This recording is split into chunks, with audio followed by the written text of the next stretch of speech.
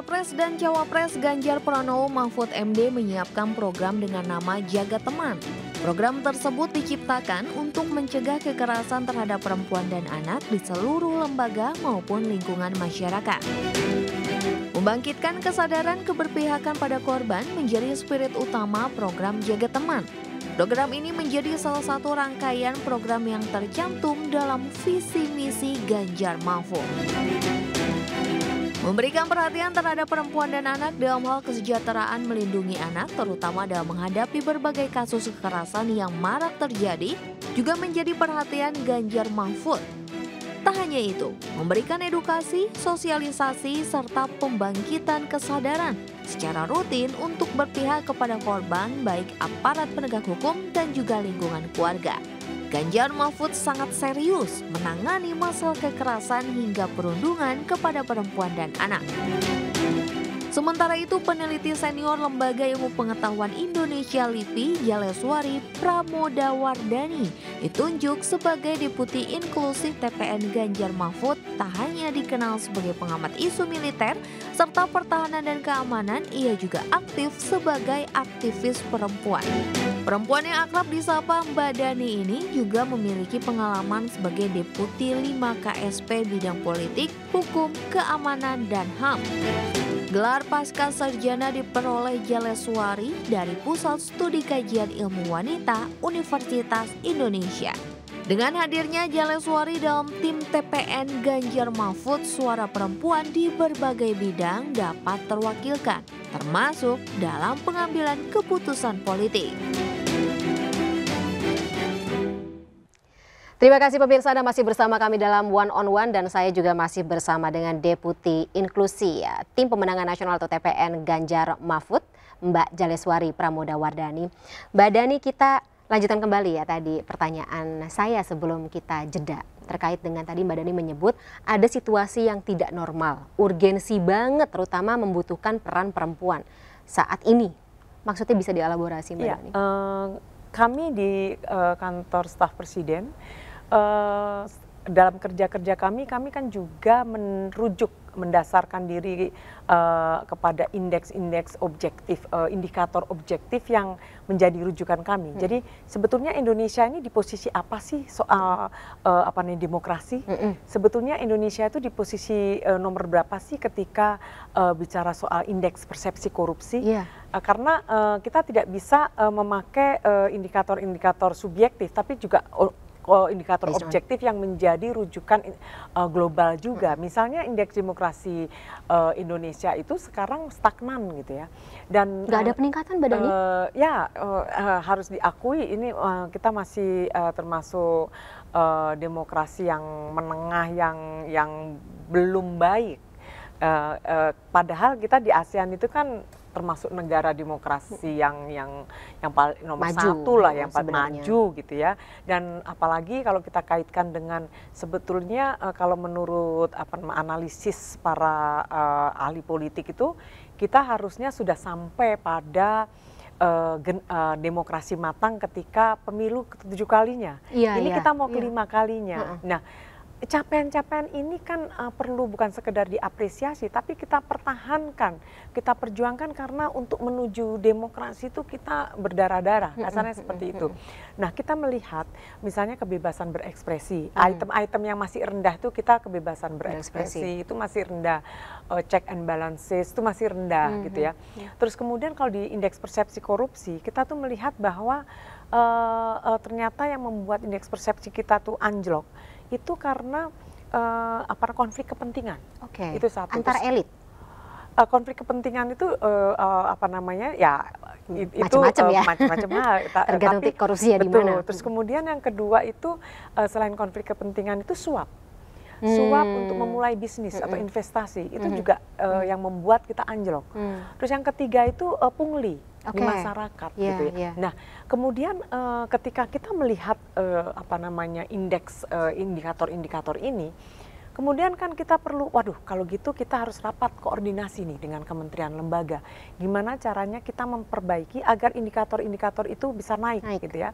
Jadi kita juga rapat dengan kementerian lembaga, dengan Kemenko juga, koordinasi itu, dan kawan-kawan di birokrasi itu juga berjuang untuk berupaya itu gitu. Misalkan bagaimana sih kalau misalkan soal suap itu ya mitigasinya atau solusi itu ya digitalisasi. Bagaimana kita digitalisasi di kementerian lembaga itu menjadi sesuatu, karena itu akan memungkinkan transparansi, akuntabel itu menjadi sesuatu keniscayaan. Terus tapi peran perempuannya bagaimana Mbak Dani? Di mana perempuan bisa masuk? Ya, salah satunya misalkan saya di kantor staf presiden itu selain tim saya itu muda, mungkin 70% tuh muda. Dan milenial dan juga Gen Z ya? Iya, terutama milenial ya. Terus kemudian yang kedua tuh perempuan, saya mungkin hampir 50%, 40% ada. Nah, saya membutuhkan itu dalam tim saya karena perempuan itu selalu melihat dari angle yang beda. Dunia ini kan bukan dihuni oleh laki-laki saja. It's not a man's world, pemirsa. Baik. Jadi perempuan juga gitu, dan pengalaman masing-masing itu kan berbeda. Jadi nggak bisa kalau misalkan dunia yang demikian luas ini hanya diisi oleh satu jenis kelamin saja atau satu kelompok yang mendominasi, tapi kita bekerja sama bagaimana menciptakan dunia yang lebih baik untuk didiami di Indonesia paling enggak.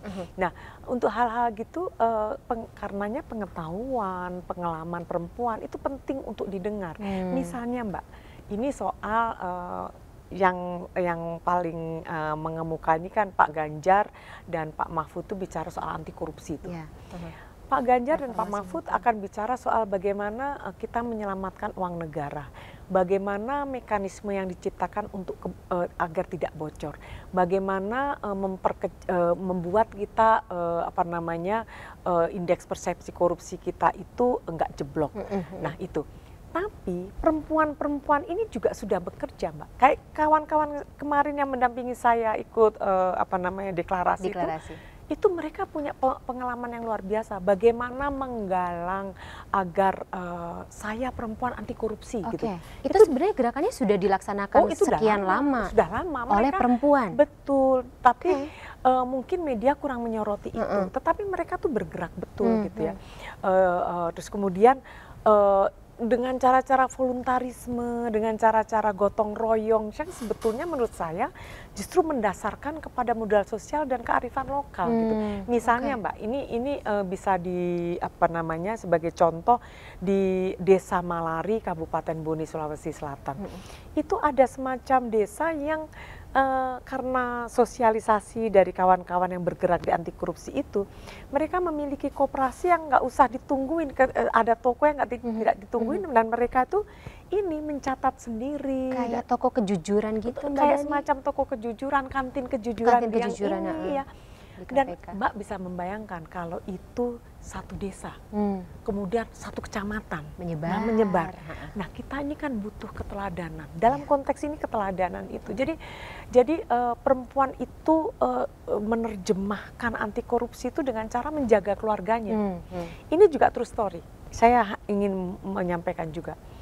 Ini di satu sekolah ada salah satu orang tua yang setiap setahun 2 kali itu memberikan katakanlah semacam gift kepada semua guru. Karena mungkin lebaran dan semua ini atau gitu, graduation. Dan si anak itu bilang bahwa Bu, yang untuk satpam itu biarkan saya yang ngasih. Kan semua langsung ya ampun, ini anak kok ngerti banget, kok peduli banget dengan satpam ini. Nah, suatu hari ada ulangan ujian, anak itu harus nggak boleh telat, nggak boleh telat. Akhirnya diantar sama si ibu ini. Ibu ini yang termasuk yang sudah disosialisasikan soal saya perempuan anti korupsi. Diantar gitu, waduh kamu gimana nak, tenang Bu, saya akan dibukakan gitu.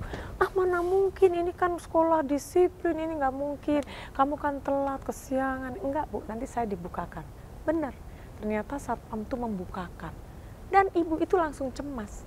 Oke. Bagaimana? Tapi yang jadi reaksi pertamanya adalah cemas ya, Cemas. bukan? Oke. Cemas. Ibu itu kemudian sadar bahwa apa namanya gift atau apa namanya barang yang ia berikan sebagai tanda terima kasih itu Ternyata ada implikasi terhadap dampaknya. sikap ini, dan bisa membayangkan apakah ketika dia besar nanti apa namanya bisa menjamin bahwa dia nanti nggak akan melakukan hal itu untuk Betul. memudahkan. Jadi hati-hati dengan hal-hal yang mungkin lembut ya, apa namanya korupsi itu Kecil, sikap-sikap koruptif itu lembut masuk pelan-pelan. Oke. Dan kadang-kadang kita justru memujinya, iya, tapi tidak permisif melihat begitu betul. karena budaya Betul. selama ini kan ya Mbak Dani. Betul. Jadi dia tahu bagaimana memanfaatkan untuk dirinya. Ini kan sebetulnya korupsi itu dasarnya itu kan penyalahgunaan wewenang. Iya. Penyalahgunaan wewenang, dan mungkin kalau saya tidak mengeneralisasi, tetapi kecuali pembunuhan, pembegalan itu Memang pidana. terkait Pidana dengan umum. TPPO, terkait dengan apa namanya pelecehan, ini kan penyalahgunaan wewenang sebetulnya. Nah, Abuse of power. hal-hal inilah Mbak yang kita nggak bisa membiarkan. Pembiaran, tidak ada sanksi yang tegas, tidak menegakkan hukum, itu kultur kita. Jadi kalau misalkan ada budaya korupsi, itu sebetulnya nggak salah-salah amat ngomong kayak gitu, karena itu sebetulnya ingin menjelaskan bahwa hati-hati kalau kita nggak terlalu permisif terhadap hal-hal kecil ini, kita tuh nggak menjaga keluarga kita, anak kita. Jadi kita bisa membayangkan betapa perempuan itu dengan bahasa, dengan sikap yang sederhana itu menerjemahkan anti korupsi di keluarganya, Iya, iya. mulai dengan keluarganya. Jadi pendekatannya bukan hanya bentuknya apa ya, imbauan Iya, atau hukuman Iya. atau sanksi, tapi dari persuasi kita Iya, bisa mencegah iya. itu sama-sama. Jadi pendekatan kultural, pendekatan budaya dengan apa namanya kearifan lokal itu sangat efektif, Mbak. Dan lebih efektif lagi karena perempuan yang Iya, bersinggungan langsung iya. ya. Karena Mbak perempuan Dani. apa namanya dia tuh kan dengan kehidupan seharian dia selalu diletakkan kepada kehidupan pengalaman sehari-harinya itu. Benar. Jadi kalau kita bisa indeks persepsi korupsi di atas, kita akan melihat kawan-kawan perempuan ini juga bergerak seperti itu Dari dengan bawah. cara yang sederhana yang justru masuk. Nah, harusnya upaya-upaya baik ini itu juga harus diamplifikasi, apa namanya disambut di tingkat Dieskalasi regulasi, juga di atas. dioperasionalkan di tingkat kebijakan. Itu keren banget. Benar. Jadi Pak Mahfud, Pak Ganjar silahkan bicara tentang kebijakan makronya soal anti korupsi. Itu dan saya rasa dengan dua dengan capres dan cawapres semacam ini, dengan keteladanan yang mereka miliki, ini langsung bersambut, gayung bersambut, Mbak. Dan saling melengkapi Benar. ya. Kita nggak bisa ngomong tidak satunya kata dengan perbuatan. Itu menyebabkan masyarakat juga bingung. Ini kita disuruh untuk tidak korup, tapi Yang di ternyata atas contohnya korup gitu. Oke. Jadi ada gap yang harus kita isi agar didekatkan gitu. Dan perempuan hadir dengan itu, Mbak. Jadi perempuan hadir dengan contoh-contoh ilustrasi kehidupan dia sehari-hari. Dan itu konkret gitu. Iya. Sehingga pemerintah itu tidak bisa tidak urusan anti korupsi, untuk urusan yang sepertinya besar-besar Makro itu diserahkan itu pada laki-laki saja. dibumikan. Oke, harus dikebumikan, harus dibumikan. Aha. Iya. Dan tadi kalau misalnya kita memakai atau ya tadi mengingat namanya inklusi, iya. harus melibatkan banyak pihak iya. dan akan lebih efektif Iya. ketika kita bisa menggunakan pendekatan Iya. atau ya tadi pendekatan Iya. secara persuasi, kearifan Iya. lokal dan Iya. perempuan bisa. Iya. Memang tasnya beda loh Mbak Dani.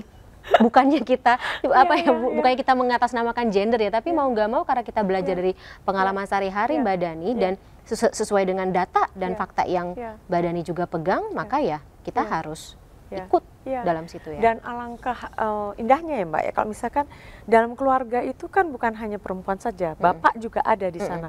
Saya tidak bisa membayangkan betapa ini luar biasa kalau keluarga sebagai unit terkecil dari pemerintahan yang ada selama ini. Maksudnya itu ini adalah unit terkecil yang bisa kita harapkan untuk menjadi contoh teladan segala macam itu muncul di sana. Seperti tadi yang desa tadi itu, satu desa bisa membayangkan Mbak kalau itu dengan berbagai macam keluarga, banyak keluarganya, dan ini satu kalau kecamatan, satu kabupaten itu kan keren banget gitu loh. Iya, setuju Mbak Dani. Jadi sikap-sikap koruptif kita ini memang kita harus mencurigai diri kita sendiri. Ini kita yang jangan-jangan ini lembut sekali masuknya gitu. Jangan-jangan karena tindakan-tindakan kecil kita nih, maka kita terbiasa untuk permisif terhadap tindak pidana korupsi, kolusi dan juga nepotisme itu.